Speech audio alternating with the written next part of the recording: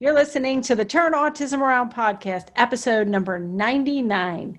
I'm your host, Dr. Mary Barbera, and today we are talking about autism in Black children with our guest, Maria Davis-Pierre, who's an autism mom. She's an author, and she's also a mental health therapist. She is the founder and CEO of an organization called Autism in Black, and she has a new book coming out. She's just a wealth of information. So I'm so excited to bring Maria to us to explain some of the struggles and challenges within the Black community when it comes to autism. So take a listen. I'm sure you're going to love this interview.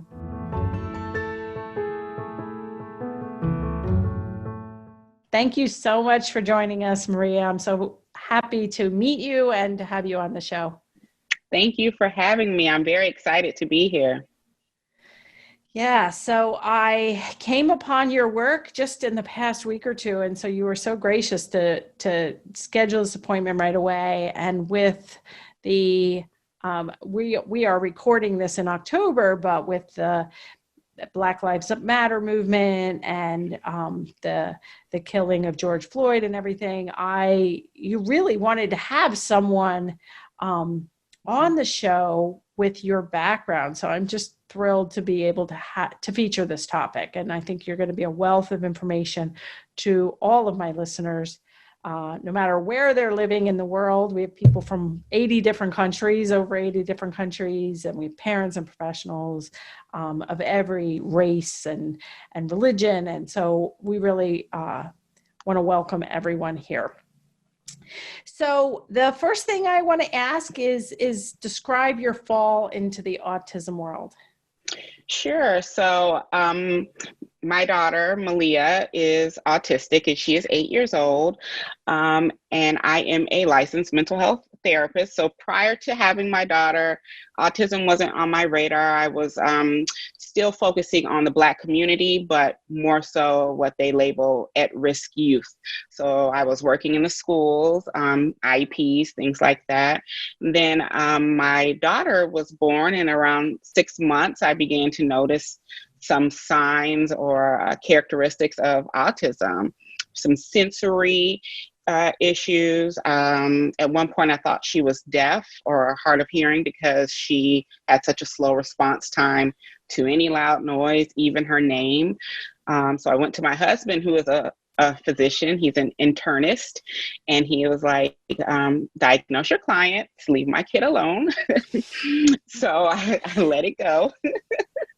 But at 10 months, she actually regressed in her speech.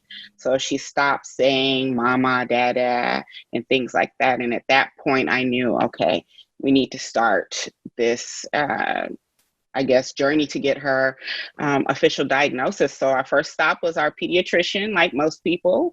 And she was like, no, she was a preemie. So, we want to wait, give her some time. And I was like, no, I'm not here for that. I just need the referral. If I even knew where to go to get the diagnosis, I wouldn't have even been having this conversation with you. I would have went right to the person who's going to diagnose my kid.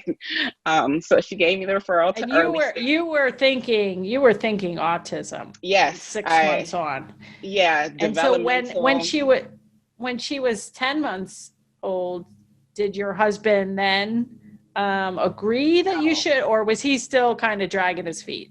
Nobody in my family was agreeing with what I was doing at all. They were just like, no, this is not it. Just give her time to catch up. She'll be fine. So yeah, it was kind of, he was coming to the appointments, but he was just like, okay, I'm just supporting you.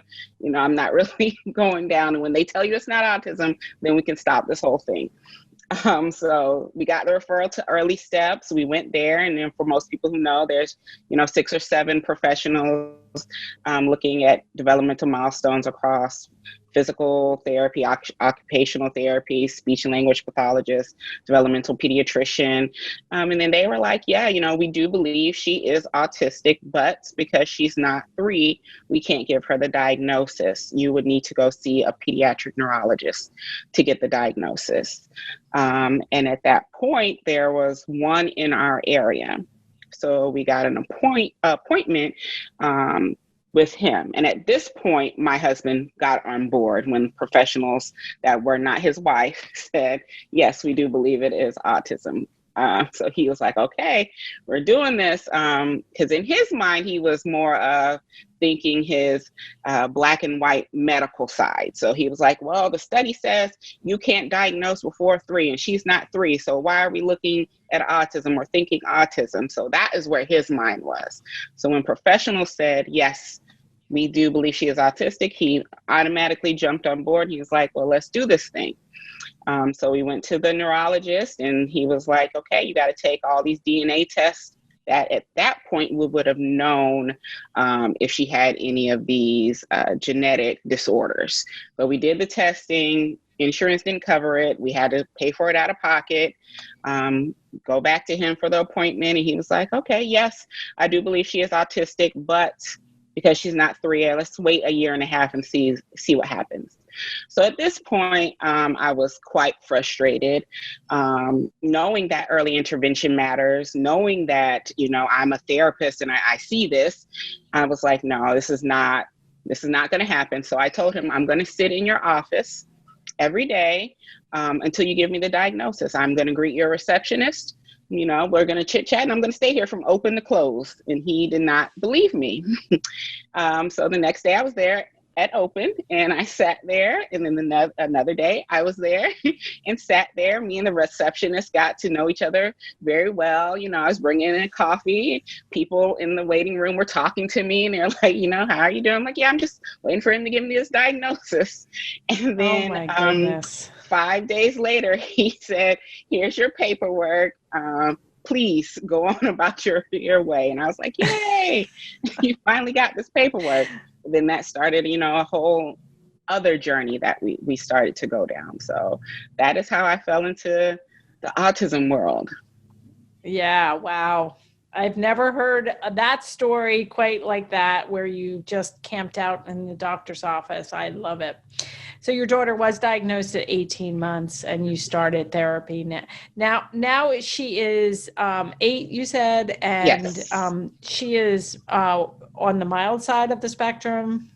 So her initial diagnosis was Asperger's. Now she would be considered level 1. She was not speaking at the time she was not as vocal with, complete sentences and words and things like that.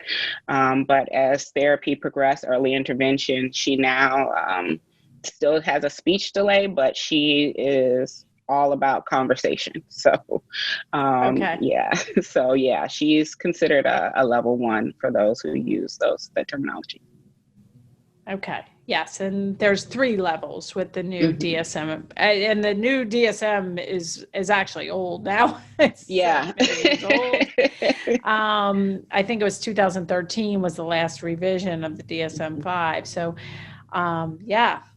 Okay, so the really fascinating story, and I'm glad we discussed that. But I do want to talk more, mostly about your work in helping Black children and Black families get the help that they need, because there's very few women in the world that would sit in a doctor's office for 5 days straight, let alone a Black woman. And that's not to stereotype, but in general, based on years and years of research, children who are Black or brown have a much later diagnosis than white children. That's been found in every study. And so, what are the unique challenges to Black families? There are so many. There are stigmas on both ends. So there are stigmas within our community, and there's those stigmas outside of our community. First, let's talk about the stigmas outside the community, because that's where we're going. We're going to the healthcare professionals, to talk about the characteristics that we're seeing, and we're not getting the same response as you would probably get when you would go in there with your concerns. You know, my husband is a physician.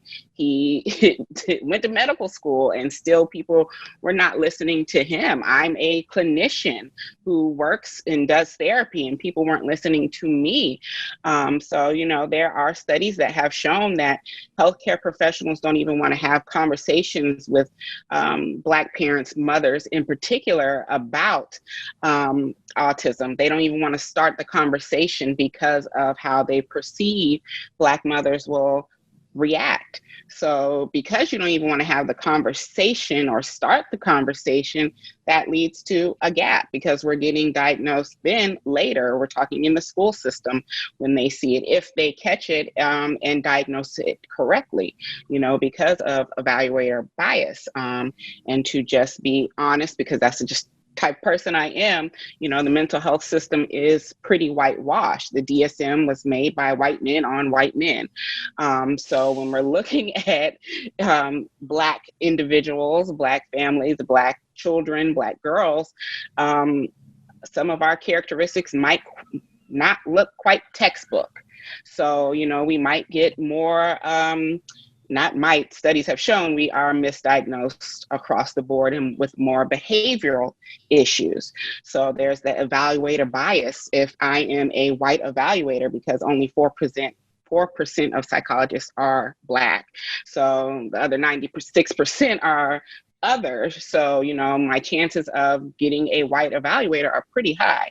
And if my evaluator hasn't had any culturally responsive training, hasn't had any kind of interactions with Black people outside of the evaluation room, those bias can come into the room and misdiagnose the children.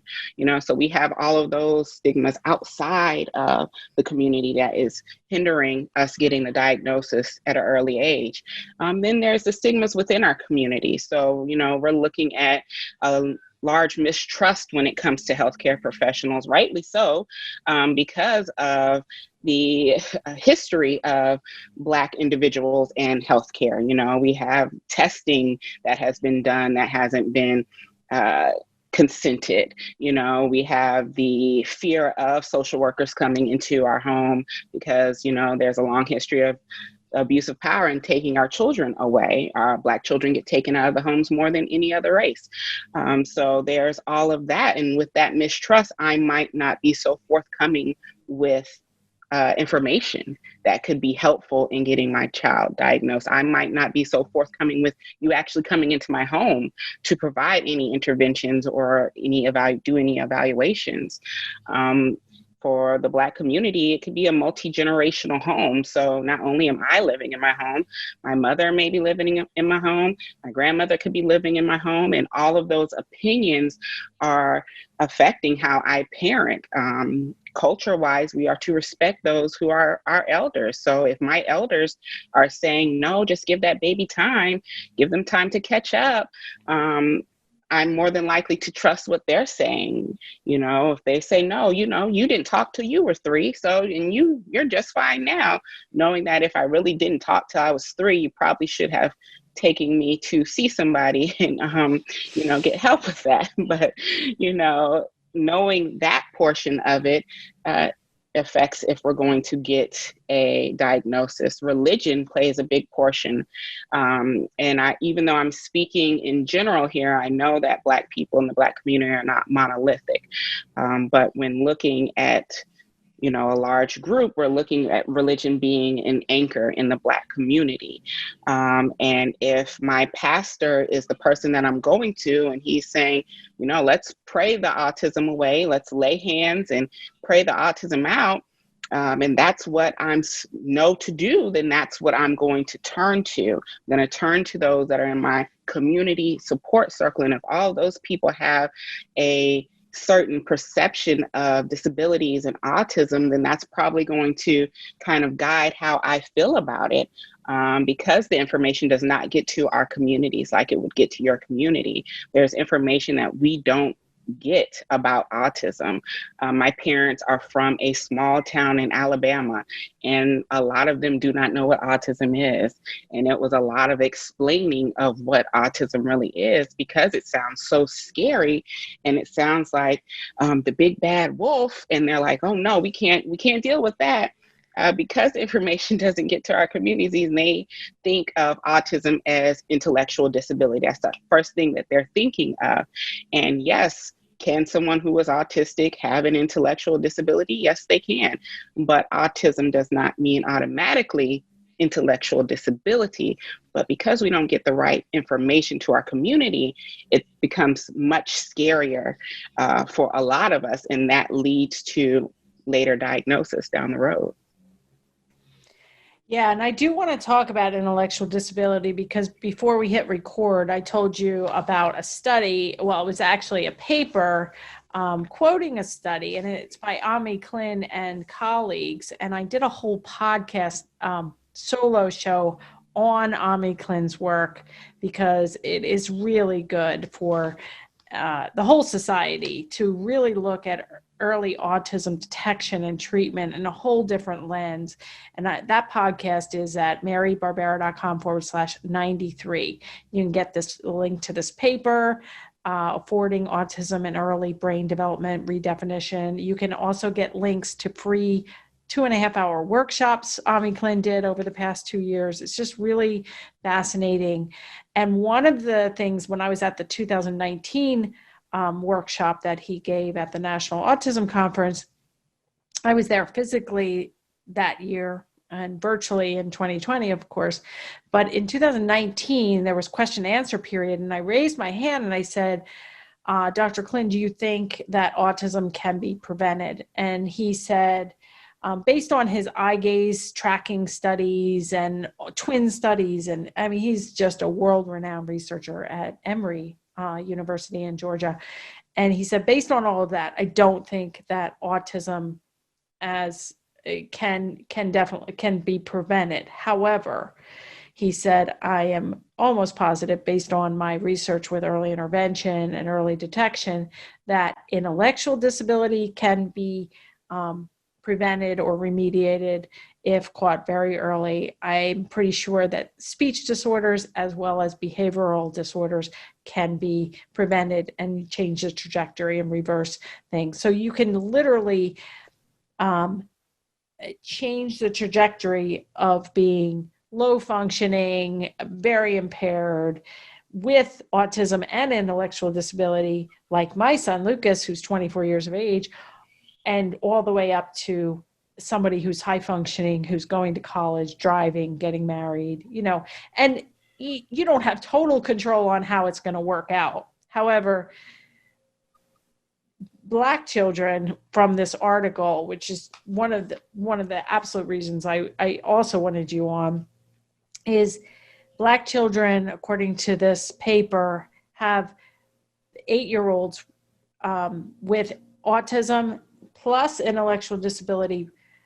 Black children have 47% chance of having both. So you're saying like the multi-generational people are thinking autism and intellectual disability, probably because they have a half a chance of, when they see autism, they see it combined with intellectual disability. But they have almost double the burden of intellectual disability as white 8-year-olds, who have a 27% chance of having both. And Hispanic children are right in the middle at 36%. This has nothing to do with genetics. This is purely a access to detection, treatment, and the wherewithal that you knew to sit there and wait for the diagnosis and to insist on it and to push it, and not to just listen to the experts who were saying, well, just wait until they're 3. And, we waited till we were 3. My husband was not in denial. I was in denial, which is crazy. But, there's no crystal ball to look backwards or forwards.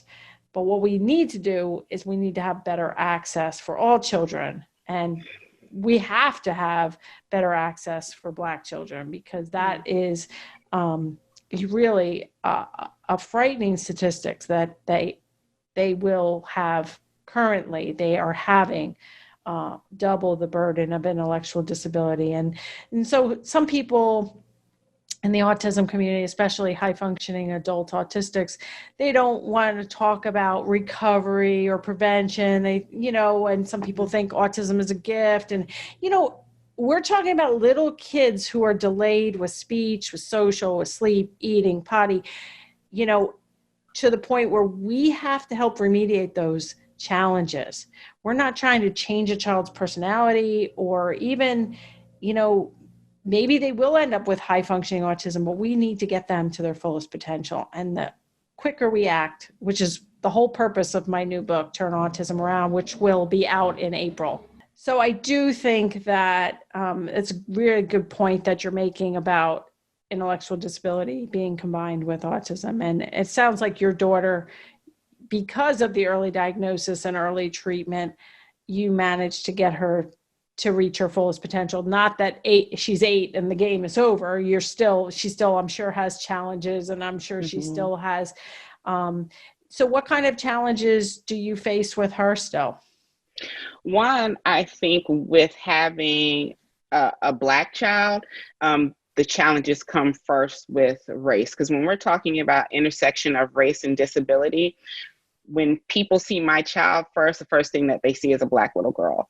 So when advocating for her, I have to combine advocating for her disability with advocating for her being a Black child. And there's just certain things that are different for us. So when going into the IP rooms, or when, talking about, make sure she has the services, it's mostly going to, okay, well, she's a Black little girl, so we're going to have to talk about her differently. We're going to have to make sure that you're not putting certain things in her paperwork because it will affect her long term just because she's Black. So, the challenges first start with me being a Black parent advocating for my Black child because they perceive me as a certain way and they perceive her as a certain way. So first we have to get, past that hurdle. And then we talk about some of the challenges or deficits or, characteristics or whatever, you may call them for your child. But for her, hers mostly are, she has anxiety, which is coupled with her autism. She is a perfectionist. So she wants to do things right. And because if, we're not perfect, we make mistakes, her anxiety rises. And with that, which is why I personally don't use high functioning or level 1 with her, because when her anxiety rises, she could very well be, a 2 or a 3 at that point, because she's just shuts down and was not able to talk, is not able to, get out of that anxiety stricken moment at that time, so for her, anxiety can guide where she's at in a level at any given time. So there's that we're dealing with. We're still dealing with speech delays. Of course, comprehension is one of the biggest things. She's in 3rd grade now, so they take the statewide testing. So we've been dealing with comprehension related issues that are going to, of course, come into the room when she's taking those tests. So a lot of her goals that we have for her revolve around the comprehension and making sure she's set up to be able to navigate without us and advocate for herself without us when we're not there. Yeah, which is huge. And I agree. I don't like to say high functioning versus low functioning. And I did a whole podcast number 4 is all about high functioning and low functioning, because within each child is their strengths and needs. And sometimes that puts a lot of pressure on you and your little girl to be labeled as high functioning when, you still have the needs, the strengths, the needs. You still have a long way to go. And, there's just a lot of uncharted territory out there. So it sounds like you're doing really a great job with her. Now, you are married to a physician and you are married, and I'm assuming that you're not impoverished, but I think that's another big thing is the socioeconomic status of especially single moms who may not be as fully educated as you are, and in a different socioeconomic class. And so I'm sure that has some factor too. It does. We come from a place of privilege in that aspect of socioeconomic status. So financially, I am able to, navigate and have access to certain things.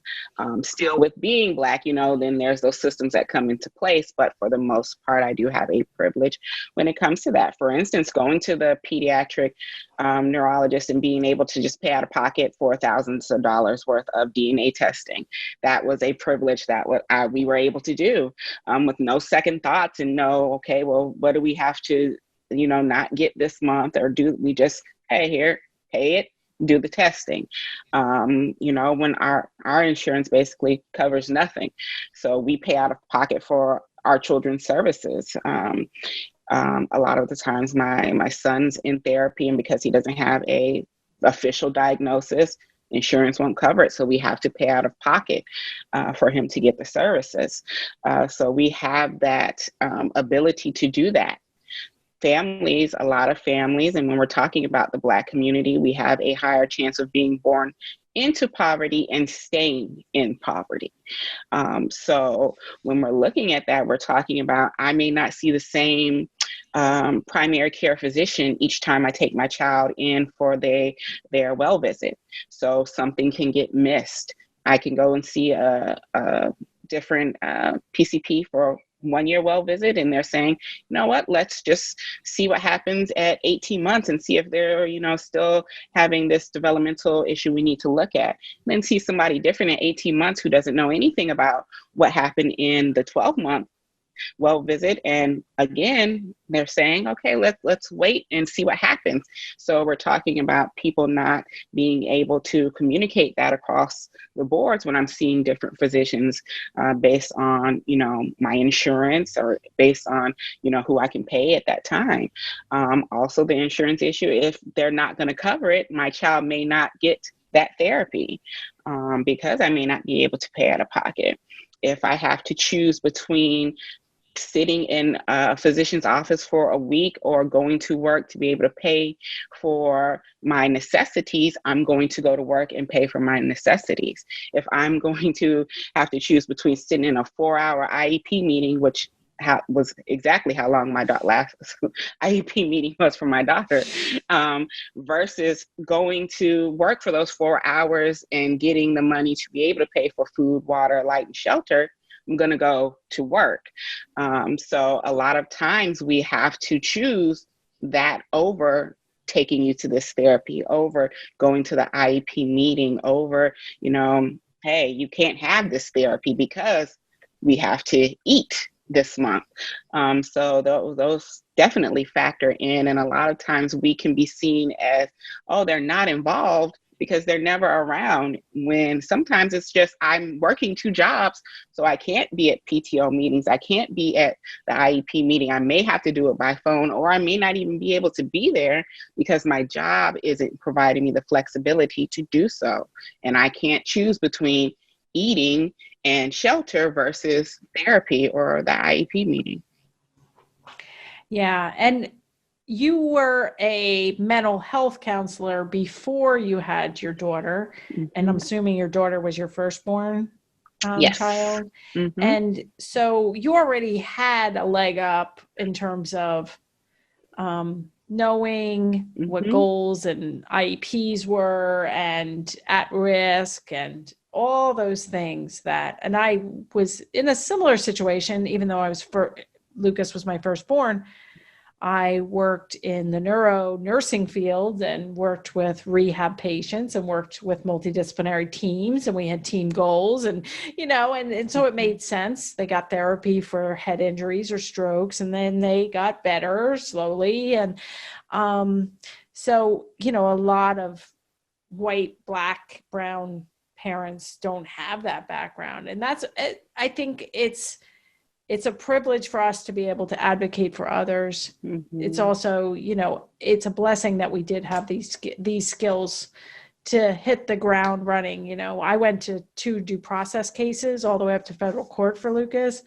And, it came to the point where it's like, I am I am fighting not just for Lucas, but I'm fighting for the single mom, English as a Yes. second language, doesn't have a car, doesn't have a master's degree, doesn't have a computer. It's like if they're pulling this stuff with me, they Mm-hmm. are, we have to raise the bar, not just for our own child, but for all of the children. So how has your work as a mental health counselor shifted or changed, or are you still working in that capacity? Are you working mostly with kids with autism, or what do you do for a living? So I am the CEO and founder of Autism in Black, which our mission is to support Black parents who have a child that is autistic. On the flip side, we also train organizations to be more culturally responsive when it comes to the Black disability community because it is different for us. So I created Autism in Black because after we got the diagnosis, I was like, okay, we on easy street. She's about to get her therapies, and this is going to be great. And then my colleagues started coming into my house, and they were not taking our culture into consideration. They were just applying those interventions from school and like, oh, well, if it doesn't work, it's because you're resistant as a parent. And I'm like, no, it's because you're not taking our culture into consideration. And then they didn't really check up on us as parents who are with this child 24/7. You weren't checking in to see how I'm doing. And then seeing that this wasn't just happening in my home, but across, all kinds of with all friends and family, they were not getting this service, and they were not taking the culture into consideration. So I bridged the gap with Autism in Black to make sure that one, the information is getting to our communities. Two, as not only a professional who is a mental health professional and does this as a professional, but there's that parent side and that personal side as a parent who has a child who is autistic, and I'm Black, and I can stand on my platform and say I have no shame in my child being autistic, and that's just what it is. And knowing that they can see that representation of themselves, because if I'm looking up on websites, I'm not seeing anybody that looks like me, that represents me on these websites. So that is what Autism in Black is there for as well, to have that representation, to know that there is no shame in that. There is no shame. It's not your fault, which is sometimes what we hear. And that parent guilt, which I'm sure that parent guilt and that parent shame is real, and it's a lot to deal with. So having somebody who looks like you, being able to say, let's let the shame and guilt go is, works wonders. So, that's what I do primarily now, is supporting the parents through advocacy, through IEP meetings, IEP reviews, through just having consultations of, okay, how do I talk to my Black family about autism? How do I now co-parent when my partner is in denial, does not believe in autism? How do we now, create this co-parenting environment for our child? How do I help the siblings who are not quite understanding what's going on? So Autism in Black bridges that gap with all of that information. And then we train, organizations to be able to have healthcare professionals go into the communities and serve Black families with purpose, and being able to serve them from a place that is respectful and culturally responsive. Do you get grants? I know your website is autisminblack.org. Do you Mm-hmm. get grants, or how are you funded? So we have a nonprofit side as well as a for-profit side. The nonprofit side is through donations, through grants, and then my for-profit side is through people who are going to pay for their service.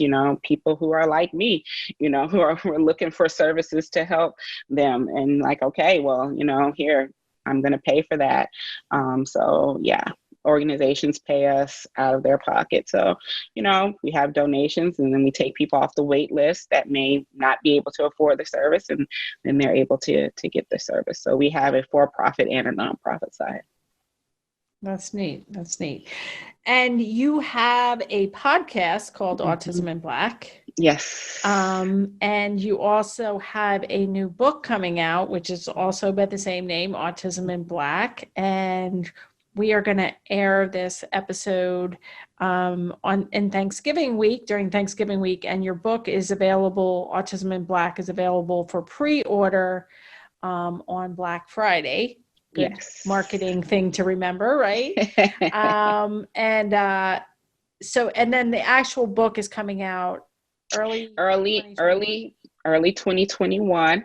We're looking about February for the actual physical copies of the book. But yeah, pre-orders start Black Friday weekend for anybody who wants to go ahead and pre-order and get all those extra goodies that come along with being in a pre-order. But the book is basically for parents like myself, and not only parents, but the professionals as well, to get that inside look at what it's like raising a Black child who is autistic, and the systems in play that kind of hinder us from getting these diagnoses. Also, what goes through our mind when we get the diagnosis, talking to my Black family about autism and what that looks like, and how to navigate that conversation, and how to navigate the whole educational system, because as you and I know, that's a whole different beast when we're talking about going into school systems and now advocating for an IEP.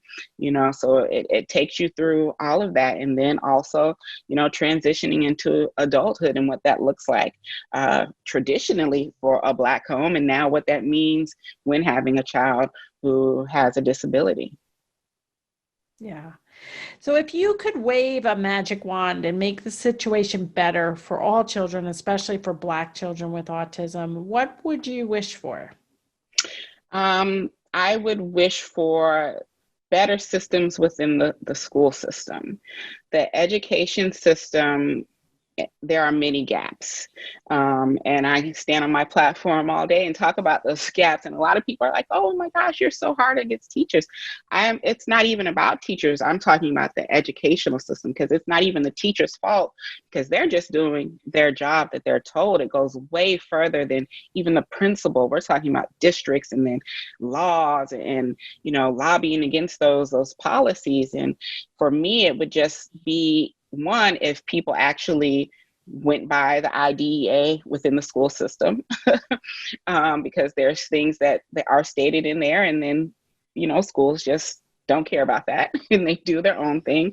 So having those systems out of play within the school system, because it makes it so much harder when we're just advocating for an equal playing field. We're not asking for extravagant things a lot of the times. We're just asking for 30 more minutes of speech therapy for my kid. Can you not do that, So for that, I would take my magic wand and have all of that gone, and have that access for children to make it, better for them.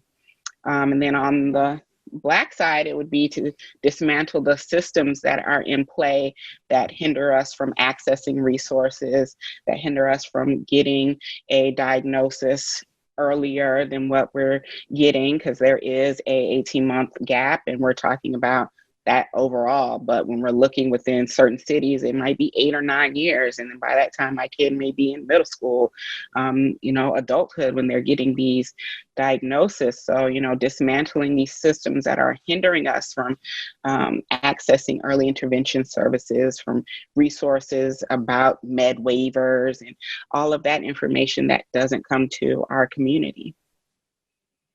Yeah, I think the healthcare system and the educational system in general, all over the United States and the world, need reform. Mm-hmm. And as the research shows, it's just doubly important, doubly, affecting Black children more than white children. So I think those things would be great. Now, you do have, in addition to your new book coming out, Autism in Black, you do have a current book for sale called Self-Care Yes. Affirmation Journal. Can you tell me about Yes, that? I can. So I created that book. Originally, I was creating it for my parents and caregivers of a child with a disability, but then I start to see that it is a problem all over when it comes to self-care and people not thinking they have time for self-care. Because, when we're looking on social media, people are all like, oh, yeah, I'm laying on the beach with my Mai Tai. And while that is a form of self-care, the type that I'm talking about is mental health self-care, making sure we're setting boundaries. And that is the one of the utmost, top tier self-care things you can do is set boundaries so that people can't take advantage of you. No is a complete sentence. I give myself permission to say no. It's so hard for people to say no. We get caught up in things that we don't want to do. Now we're overwhelmed. Now we're stressed because we're taking on all these things because we don't know how to say no. So I created the self-care affirmation book, which includes affirmations that can take you through a year or about 2 months, depending on how you use it. And it sets up that foundation to start a daily self-care routine. So it takes you through some self-work about granting yourself permission to do certain things, taking you out of your comfort zone with some things, giving yourself some grace because we put a lot of pressure on ourselves to do a lot of things, and being comfortable with telling people no. Like, nope, I don't have to even explain why I'm telling you no. No is the complete sentence, and I'm done. And I'm not going to get in a back and forth about it. So that is why I created that workbook/journal. And where is that available? On your website, on Amazon, both? Yes. It's on Amazon. If you look up Maria Davis-Pierre, it'll come right up. Or you can go right to my website for those of you who want a signed copy at autismandblack.org/self-care book. Okay, great. And we can link all that in the show notes too. So we kind of covered the last question that I usually ask all my guests, because part of my podcast goals are for parents and professionals to be less stressed and lead happier lives. So I do think the self-care affirmation journal sounds great with helping people kind of get in that mode. But do you have any, 2 or 3 strategies of self-care and stress management that you use and often tell parents and professionals? Yes, I tell people not to put so much pressure on, gathering tools, because a lot of times we are using them, we're just not utilizing them to their full potential.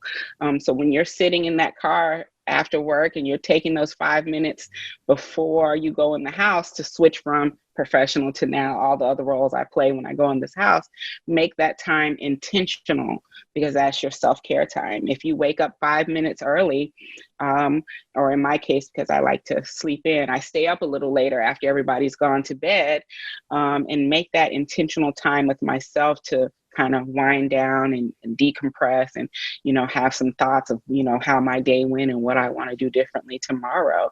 We're not saying, take a whole week off for your, vacation. While that is great, try to put in 5 to 10 minutes a day and build that time up. If you have an hour to take a walk or read a book or take a bubble bath or even take a nap, do those things with intention, because that's your self-care. Yeah, I think those are excellent points. Excellent points. Well, I hope that our listeners out there really, I know I learned a ton just in terms of, being aware of some of the issues, especially Mhm. with Black children, that we are facing in the healthcare field, detection, treatment, in the schools, and just having more awareness, I think, is just the key. No matter what race or culture or religion you practice, where you are in the world, I think your added insight will really be helpful. Thank you. And we're actually also gearing up for the first Autism in Black virtual conference, which will happen April 1st through 3rd. But we're currently have our speakers open for, and it will still be open by the time this podcast airs for speakers who want to submit a proposal or sponsors. We're looking for sponsors as well. But if you're looking for more of these kind of topics, it will definitely be covered through April 1st through 3rd at the Autism in Black virtual conference. And it's completely virtual, and you can be at home and watch it. And we will have replays available that if you purchase a ticket, you'll have time to watch it, because like many of you, I can't sit down at the times that the live is going on. So I have to come back later, and we like to cater to our parents and caregivers and professionals over at Autism in Black. So this is a conference you don't want to miss. That sounds great. So we can look at that at the website. I appreciate you getting to know you a little bit better. I'm sure we'll have some collaboration moving forward. I think you're a wealth of information. So thanks for carving out some time to speak to us today. Thank you for having me. I enjoyed it.